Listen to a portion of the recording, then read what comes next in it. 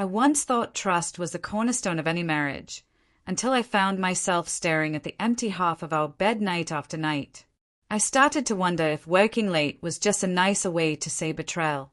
Claire was always driven, sharp in tailored suits, with a mind that cut through everything. I admired her determination, loved her ambition, but over time, that fire for her job began to eclipse the fire between us. The late nights became routine. Her phone stayed silent. I felt less like a husband and more like an afterthought. Still, I didn't suspect much until the small details began to pile up, quiet warning signs I couldn't ignore. She started showering before coming home, smelling different, more intoxicating, less familiar. On days heavy with clients, her wedding ring vanished. One night, she came home just before midnight, distracted, not exhausted. She kissed me like it was a box to tick, muttered something about a long strategy meeting, then disappeared into the bathroom clutching her phone. I realized then I barely knew who her new clients were anymore. The next morning, I trusted my gut for the first time. I didn't confront her or raise a scene. Instead, I prepared. I took Friday off, kept it secret, fabricated a last-minute business trip. Bag packed, hotel receipt printed, everything rehearsed.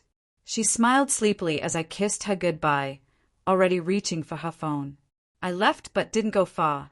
2 hours later, I was parked blocks away, watching from the shadows, heart pounding like I was the one doing something wrong. She left around noon, flawless and composed, phone glued to her ear, more warrior than a wife. I didn't follow her, not yet. I had a better plan.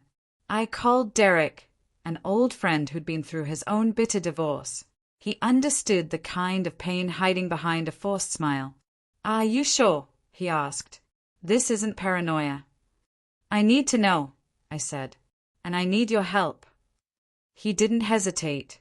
That night, I stayed near the house, armed with binoculars and a camera. Claire texted me at 7:12 p.m. "Still stuck at Wyke. Might be late. Love you." No reply from me. At 7:48, I saw him, a tall, athletic man, approach the door. No knock. He used a key. A key. My rage was in fire. It was ice, cold, calm, lethal. I didn't burst inside. I waited, watched lights flicker upstairs, shadows move behind the curtains of our bedroom, our bed. At 8:20, I took a photo through my telephoto lens. Him, shirtless, drinking from one of our wine glasses. I sent it to Claire. No words, just the truth. 5 minutes passed. Then a call. I let it ring. Then she texted, "It's not what it looks like. Please let me explain." I laughed bitterly. Explain? I blocked her. Then I started the car and drove away. But it wasn't over.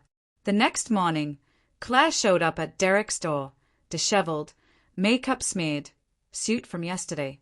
She pounded, cried, begged. Derek answered just enough to tell her to leave. "I need to see him," she said. Derek only shook his head.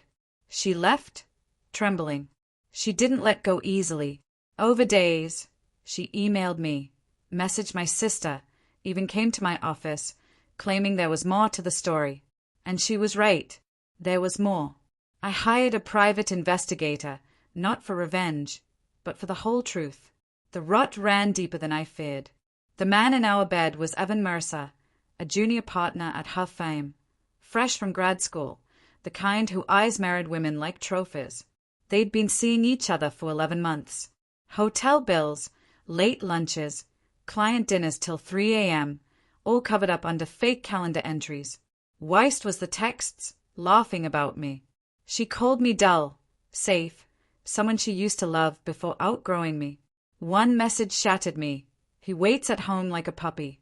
Almost cute. Almost. That was it. I chose not just to leave, but to erase her. Divorce papers were signed quietly within a week.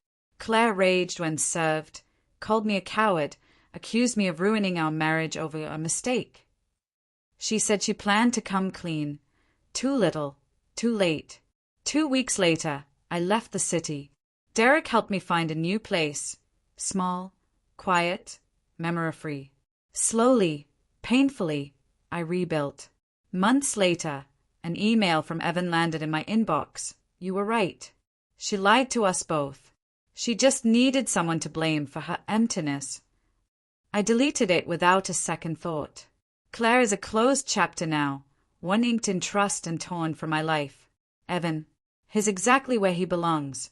Exposed, discarded, a picture she'll never forget.